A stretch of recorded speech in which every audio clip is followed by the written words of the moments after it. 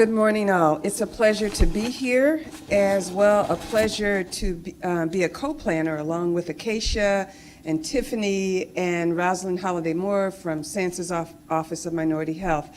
As Tiffany mentioned, I'm the Communications Director for the HHS Office of Minority Health, and I have the pleasure of serving with our awesome and dynamic speaker, Dr. Nadine Gracia, as her Communications Director. And so, this has been such a stimulating and awesome discussion this morning, and I believe the next panel will just continue to take it to the next level.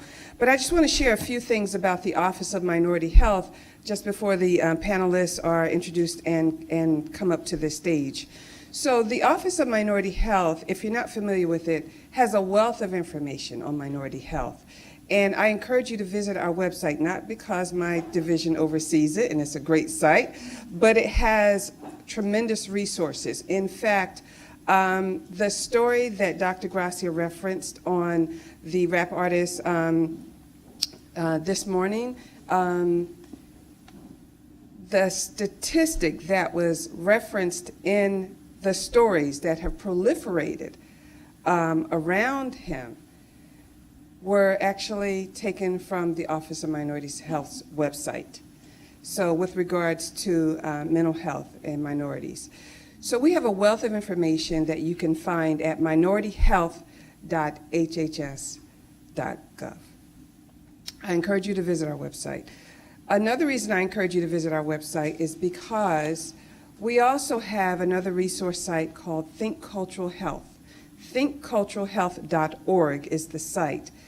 That's where you can actually find curriculums on cultural competency in health and healthcare.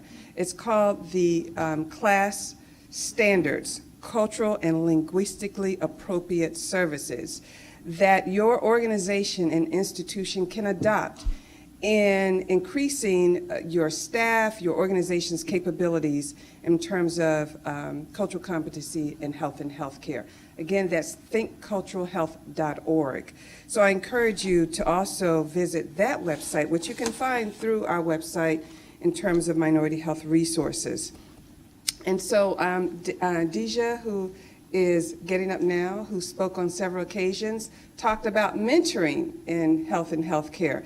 The Office of Minority Health also offers fellowships. She was one of our fellows over the past year.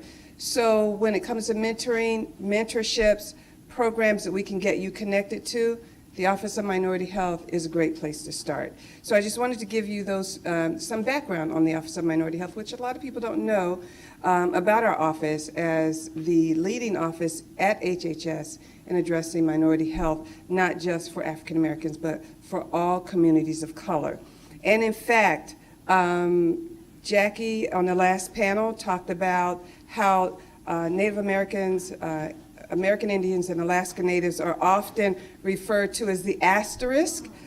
Well, the Office of Minority Health has partnered with the CDC on a behavioral risk factor surveillance system study that is going to be rolled out in January to actually include more questions about American Indians and Alaska Natives in the next national survey. This is the premier system of health-related telephone surveys that collects state data about U.S. residents around their health in terms of preventive services, in terms of risk factors, as well as chronic diseases. So we are actually doing something about some of the issues that were raised today. So with that, I want to start our panelists coming up. Rebecca Coakley is one of our panelists today. Rebecca has been the Executive Director of the National Council on Disability since 2013, and her work at NCD covers all areas of policy affecting the disability community, including but not limited to healthcare, education, voting rights, employment, and civil rights of parents with disabilities. And you can read more about Rebecca this morning on the screen. Our next panelist is Drew Elens. Drew, come on up. And, okay.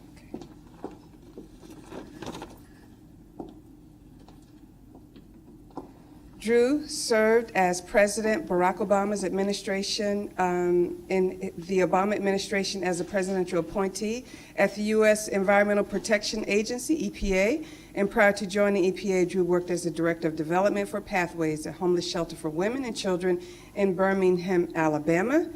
And we know that EPA has been a little busy this past year, particularly with all of the environmental health issues that we have heard about.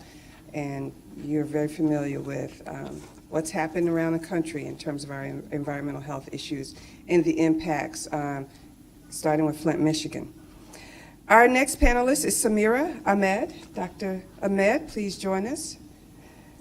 Dr. Ahmed is the director of the FYI.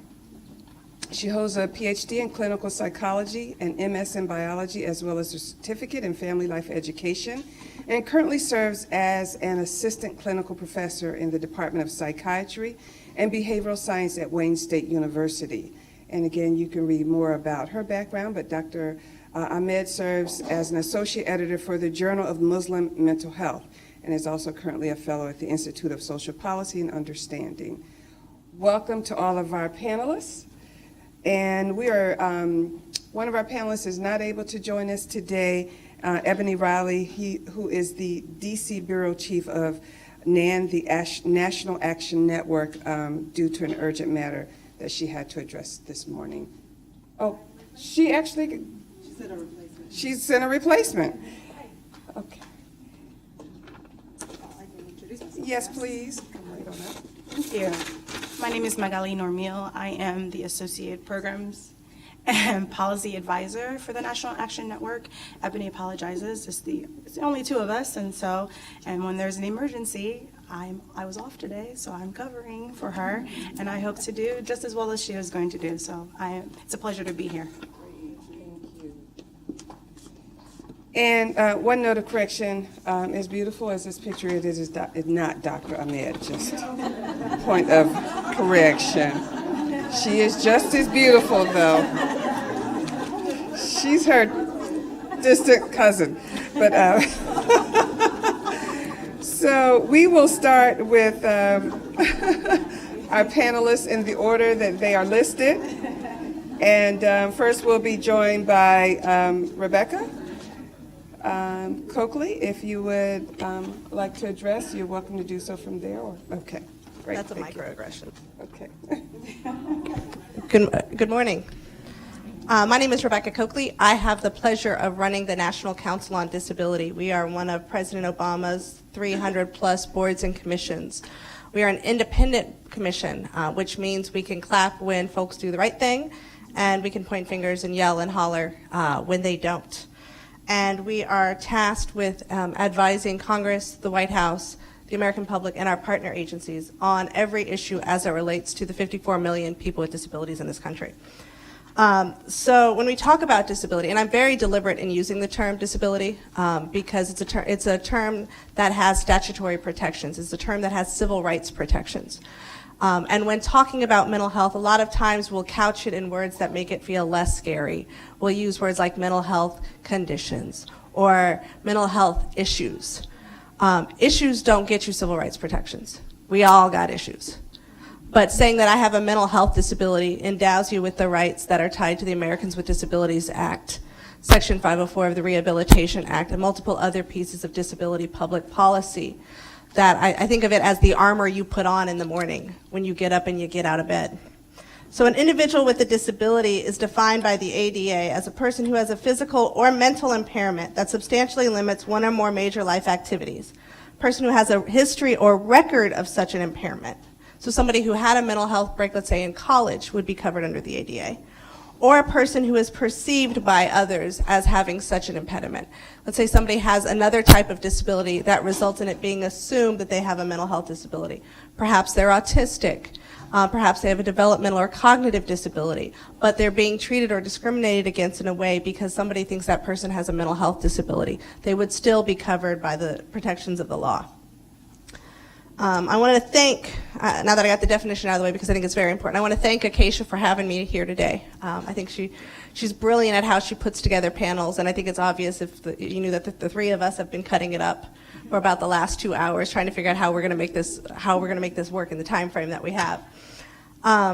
And I think it shows where we're moving as a civil rights constituency. In recent years, leadership in the disability rights community has really treated the concept of intersectionality as if it's a new trendy thing. They act as though our history is not one of combining multiple different types of oppressions, and act as though having a single speaker of color at a conference focused on people with disabilities is an absolution for decades of erasure, paternalism, and white supremacy when it comes to the disability rights movement. Sylvia Walker, Christopher Bell, Brad Lomax, Kenny Brown III, all of these are historical leaders of color with disabilities whose histories have been erased from the disability rights movement. Today, leaders like Kia Brown, Talila Lewis, Dior Vargas, who is the guru of people of color and mental health. If you don't follow Dior Vargas on Twitter, stop what you're doing right now and follow Dior Vargas. They continue to set the course for us. And it's on those of us who are in positions of leadership today to elevate and center your voices, to use our privilege to ensure that not only are you at the table, but you've designed the damn table, you've set it, and you've determined what the menu is going to look like. Because if you don't set the menu, you become the menu. It's the holidays. Yay. I just got back from South Carolina at like 2 o'clock this morning. So I'm running on fumes, but I'm here. But as we talk about the holidays, this is a time that families get together and talk. You can talk about events in the media, whether it be Kanye's recent episode, Kid Cudi checking himself in a mental health hospital, how mental health weaved itself as a theme in Frank Ocean's latest album. We see mental health being covered on Empire, on The Carmichael Show, on Greenleaf. And we're seeing a tangible shift as mental health continues to be discussed more openly within communities of color. But at the same time, we're really conditioned to act like this is a new thing. Everyone has that friend, that uncle, that father figure who went off to Vietnam or Iraq or Afghanistan, who physically came back, but has yet to come home yet. And it's irresponsible as a country for us not to do right by these folks on the first go-round. It's irresponsible to talk about minority mental health in a silo, removed from the system of white supremacy, which has created the stigma and marginalized the treatment. We know the reality. White folks go to rehab, black and brown folks go to jail, regardless of age. That's real, and treatment in this country should not be a luxury item. Let's say somebody randomly caught fire in this audience. Randomly. What do you tell someone who's caught fire? What do you do? Stop, drop, and roll. When did you learn that? In elementary school, right?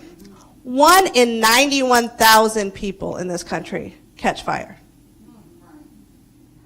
So we're telling kids in kindergarten, stop, drop, and roll, when it happens 1 in 91,000 cases. Roughly 1 in 4 people have a mental health disability. What do you do when your sister has a mental health crisis? You don't know what to do. So we do better job preparing folks for what happens 1 in 91,000 times versus 1 in 4. We have work to do. Within our community, we often mistake comorbidity with causality. And so if you see somebody with a physical health disability, like me, I'm a little person. Let's say I was going in to get mental health treatment.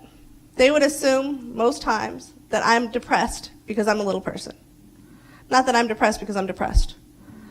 Folks that are autistic are told that they might be experiencing paranoia because they're autistic, not because the world might be really out to get them.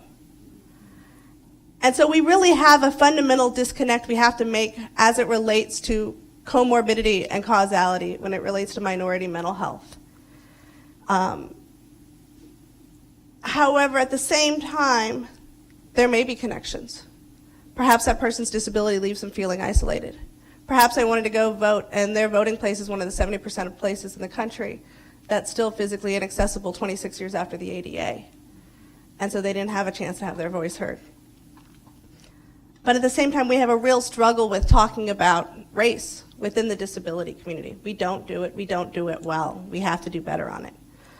At the National Council on Disability for this next fiscal year, for the 2017 fiscal year, we have a couple of targeted projects I wanted to talk to you guys about briefly, just to get you aware of what we're working on. we've been very intentional in the last 3 years of ensuring that we highlight and elevate the voices of experts of color as it relates to minority health issues, minority education issues, minority transportation, et cetera. Roughly 70% of the speakers at our meetings are people of color with disabilities. But as it relates to the work that we're going to be doing going forward, we have a project this year, and Anna Torres Davis, my staff person, is in the back. And I expect some of you guys to go track her down. We are targeting a project looking at mental health as it relates to post-secondary education, because we know that that's one of the sweet spots where folks typically will first present having a mental health disability.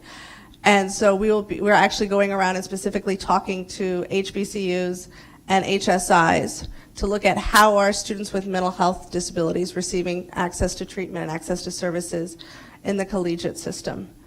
We had a meeting in Orlando earlier this year, and we had folks from FAM come in and talk to us about what they've been doing, as that we all know that FAM has been under heightened scrutiny following the number of stories about hazing that they've experienced. We're also working very closely with our colleagues over the National Association of Mental Illness, who are doing a project with the Divine Nine on destigmatizing mental health through their outreach efforts, both of current members and alumni, which I think is a huge step in the right direction, because when we see our elders talk about mental health, then we become more comfortable talking about mental health. And I'm going to pass this on over to my brilliant colleague over here.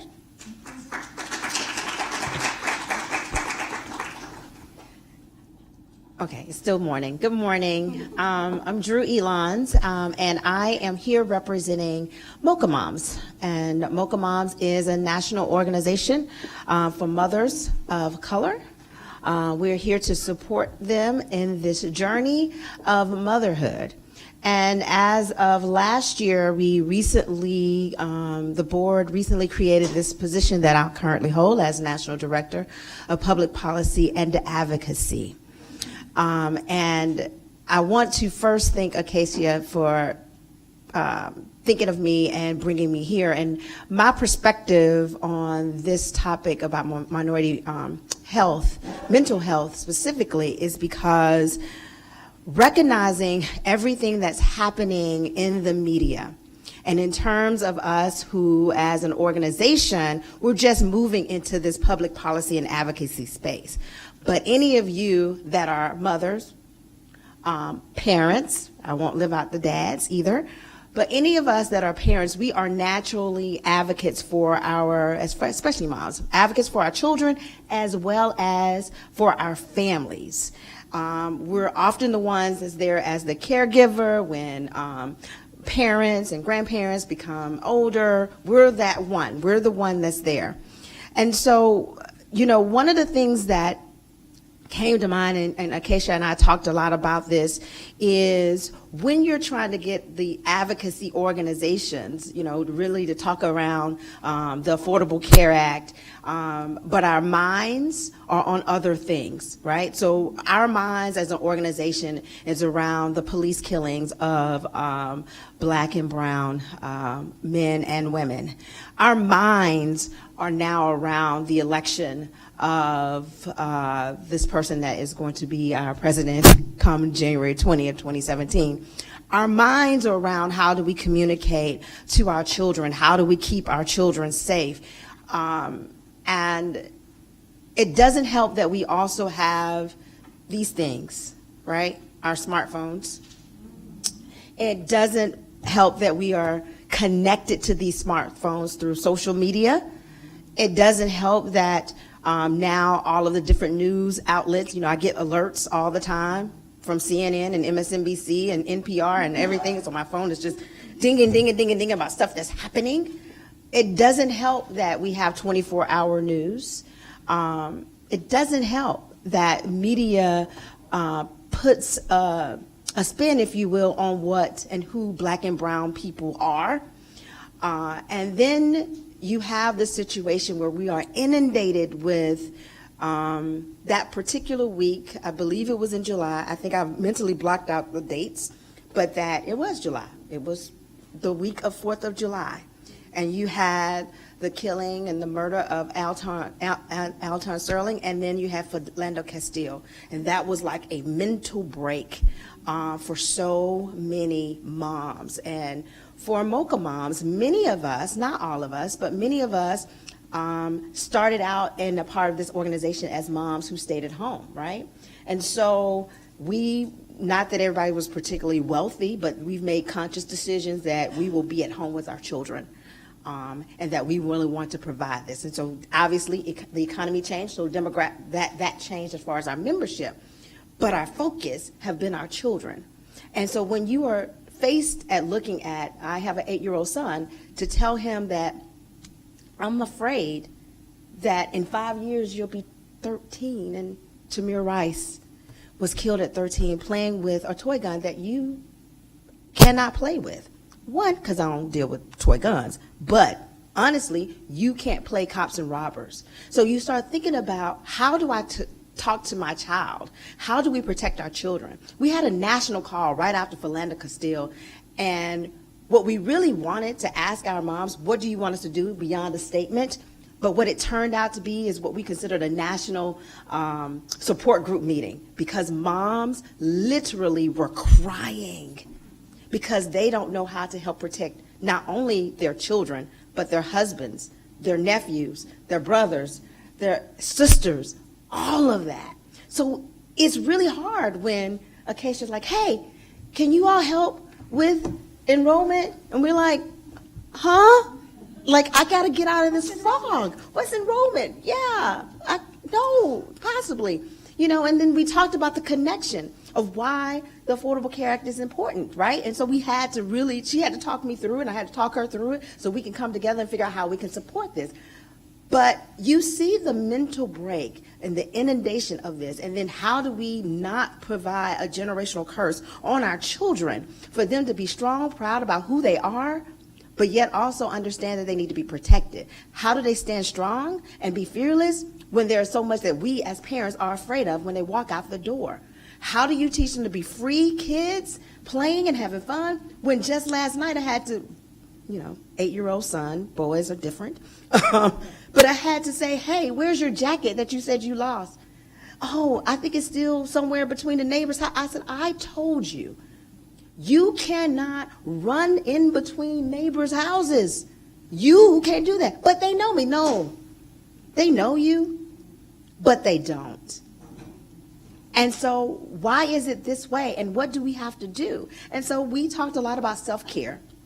We talk a lot about that as we decide how we're going to advocate. But we are being empowered through this, because now we can focus that energy and that fear towards what we actually can do to make a change. So I'm looking forward to this conversation. I hope that I'm able to add something, but I'm coming from the perspective of how moms of color are actually dealing in this climate where we're being inundated with such negativity and trying to raise strong brown and black girls and boys.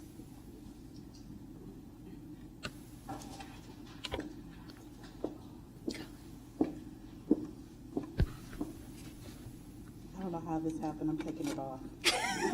I'm so embarrassed. Thank you.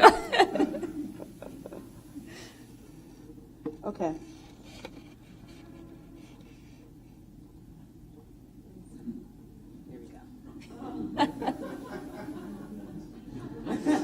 Think of this picture. So we've been talking a lot about different racial, sexual orientation, different identities people have. But what we haven't talked about is religious identity and how that has an impact on individuals and how they interact with society. And so when I spoke with Acacia earlier this last week, one of the things she said, Samira, I really want to help people understand what it looks like, what it feels like, what are the things that go through your mind. And because many of us have those experiences, but to make that connection. And so, when I wake up every morning and before I go to sleep, one of the things I do is I check my email, Facebook, and every single day, you're hearing more and more new stories of racial hate incidents, of harassment, and what's happened to different individuals, children, parents, women, men, all sorts of individuals, just like every other race, but it's more personal for me. And part of it is also, it's a religious identity, and how does that look like, and is that even acknowledged? So imagine yourself after work doing a quick errand. We're all doing our work, trying to do our thing, and you go into the grocery store. And when you go into the grocery store looking for your shopping list, a woman comes up to you and starts yelling at you. Terrorists, go home. You don't belong here. And just run over and over and over again. Your immediate response is to freeze. To acknowledge, is she talking to me? Is this really happening? And then you go to the next level and you wonder, what's everyone else going to do? Are they going to ignore it and walk away? Are they going to help me? Or are they going to gang up on me? And so these are real fears that American Muslims are facing. What do you do? Are you safe? Will I come out alive? Right? And so we have to think about the mental health impact of this. Will grocery shopping ever be the same? No. Will going out, walking about in your community ever be the same for this individual? No. Now imagine if this individual was also a refugee who had escaped a war-torn country, trying to get here, looking for safety and security, and for this experience to happen to them. What if this individual was African American? And you add on another layer of trauma, the intergenerational trauma we heard about earlier, the trauma of from being snatched out of your home country to enslavement process, experience, Jim Crow era experience, the experience of the current reality of over-incarceration. This is another layer of one's identity that intersects with one's religious identity and has a different impact. And for us to realize that all of these have an impact on the mental health experience of this individual, but not just this individual, how they interact at work, how successful are they? How successful are they in parenting and then parenting the next generation? What about the friends that hear about this experience? How are they going to react to this? How safe are they feeling going out to the community? For their kids who are going to the same schools of the individual who just yelled at them. It's traumatic. It's hard. And then not knowing what to do, because religious minorities is not discussed as how to address these issues. Within the first week after the elections, the Southern Poverty Law Center reported a total of 701 incidents of hate in 7 days. 701. Well, that's a collection of hate. We do know from the FBI that since 2015, the FBI has reported more than 50% increase of hate crimes against American Muslims. And sadly, when I talk to my friends, most people have not recorded this information. Most people don't know what to do. They're paralyzed by fear. They're emotionally exhausted. They're concerned about retaliation. And they're concerned about, there is that sense of learned helplessness that exists.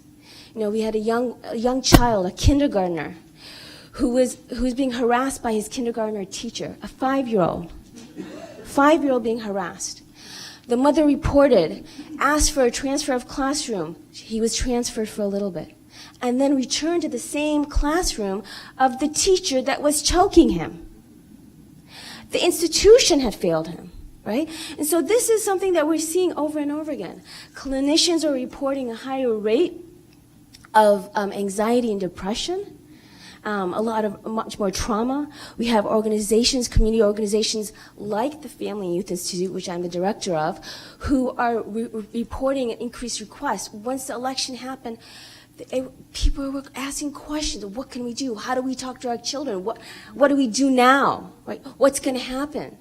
And so one of the things we send out toolkits to parents, community leaders, educators. Over 100,000 people were reached because this information was desperately needed. We've been zigzagging across the nation, providing workshops on how to deal with the stress, anxiety, and the trauma that's been going. What are self-soothing techniques? What are the resources available? Because these communities are not familiar with these opportunities.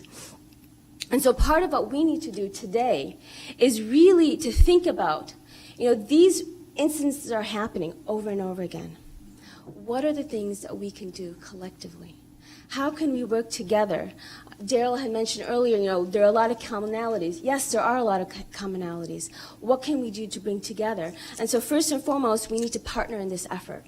Individuals and organizations wanting to make a difference and willing to use their resources and contacts to help make a difference.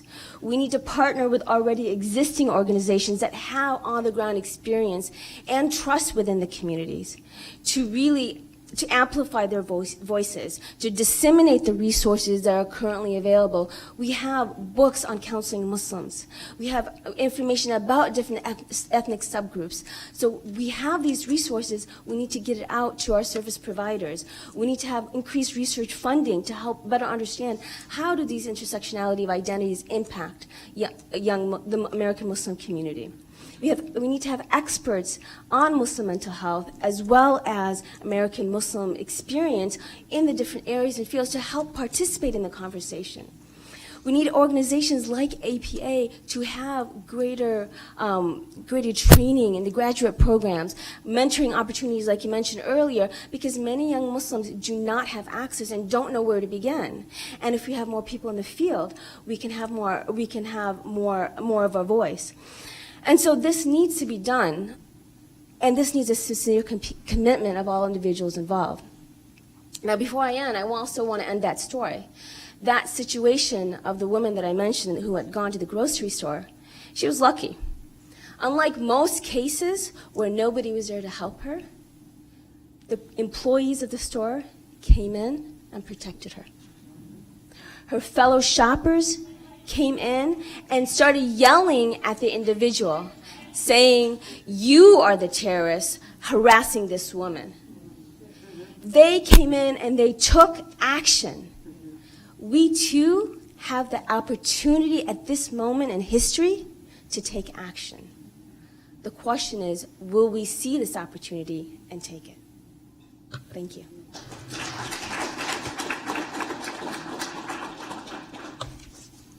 Hi again, my name is Magali. I am the Associate Policy and Programs Advisor for the National Action Network. I am new to National Action Network. I started at the end of August, and I've always been a supporter of civil rights and civil rights issues, but I didn't know what that meant until my first week into the National Action Network, and I answered the phone, and the person on the other side of the line believed in their whole heart that they knew me, called me every name out of the book, and told me personally that I was the problem for America being the way that it was, and that who did I think I was, to be saying that America wasn't great. And so, every word that you could call a woman was called to me. And I remember sitting at my desk and just crying. And I'm sitting there, I'm like, can I give you a number of a place where you can get help? I'm like, I see that you're from the state of Michigan, and this is the number to their mental health facility of somebody who can help you, because I'm not going to sit here and let you offend me, and you don't know me. You don't know anything about me. I'm not supposed to answer people like that. They told me not to do that. They told me to just hang up, and we will, take that number and, file a police report. But that's the harassment that we get. And I didn't know, you say the name Al Sharpton and people get feelings about however they feel about it, but you get to sit at home and call me, whatever names that you decided that day that my mother didn't name me. And so for me, it became personal. I thought it was just a job. love working on issues where we support everybody, where we have a voice, we give a voice to the voiceless, we defend the defenseless, defend people who have no rights. And I didn't know that meant myself too. Like, I didn't know that I needed to defend myself. And today was supposed to be my mental health day off. We've been through a lot in the last couple of months, and I needed a day off, and I took the day off. When I got a call this morning to tell me that I would be on this panel, I was like, well, that's ironic that I'm going to be on a panel talking about mental health on my mental health day off. But NAN, I know, right? But the National Action Network has been instrumental in advancing justice and equality by promoting a modern, progressive civil rights agenda. We bring many important issues to the forefront, such as criminal justice, voter registration, education, equal protection under the law. We strive to amplify voices of African Americans and continue to challenge America on its promise of equality for all. Like, some of us don't know what that means, and we're still striving to figure out what that means. And we try to daily work on Dr. King's dream of making sure that America lives up to its promises. And mental health is a very important issue to NAN. We work with families of gun violence survivors. We work with Trayvon Martin's family, we work with Eric Garner's family, and it's not what you see on TV. It's the aftermath. It's the day-to-day. These people are not the same after this has happened. After the cameras leave, after everybody has discussed their kid from here to eternity, everybody knows everything about you. You can't go back to work. You can't have the same job you used to have. You live in this constant state of grief. These are the people we fight for every day, and we continue to tell their stories. And for us at NAN, it happens more often than it should. And I think that one of the things that people don't understand, they see Rev Sharpton on TV and they think, oh yeah, he just called. No, we don't intervene in situations. They call. We get calls every day about random things. And I think one of the first things I did when I came to NAN was create a list of all the organizations that do work that we do not do and pass it out, because we get calls about everything. And so for us, we see firsthand, like, we're on the ground, we're in your street, we're on your corners talking to people about their real lives, and we see the effects of mental health on them. For us, it's not, we talk about mental health as it's a disease. We talk about how to fix people, but we don't put dollars into, we don't put money into that, and our communities lack access. Like, I'm a woman, I'm African American, I'm young, I'm supposed to, my mother was strong, her grandmother, like her mother was strong, and her mother was strong, and I'm supposed to be strong. I don't know what the hell that means in this world. Like, I don't know what it means to be strong.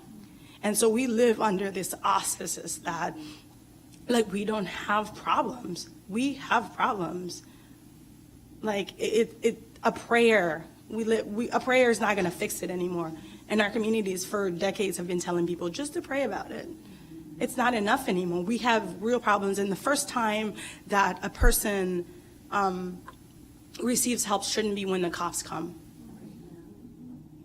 It shouldn't be when somebody gets a shot that we help people. And so for us at NAM, we try to work with a lot of different communities who do work that we do not do. And so one of the things that we are doing in January, we're having a march on King on January 14th, because we are finding out that nothing's really changed, but they've really not changed. And if they had this problem in 1965, they have this problem in 2017. And so we will push mental health issues. Our community, they talk to us about these issues. And sometimes we think we're going to go in and we're going to provide legal help, or we're going to answer questions about voting, or no, the people just want to have somebody to talk to. They want somebody to mirror what they're going through. And sometimes in the African American community and communities of color, nothing mirrors what you go through. And this is why we think mental health, illness, and it's a silent civil rights issue, and we shouldn't be silent on it anymore. It's not okay. And, you know, and for us, we work, Ebony and I, who couldn't be here today, we will work to partner to make sure that conversation is heard to whomever it needs to be heard.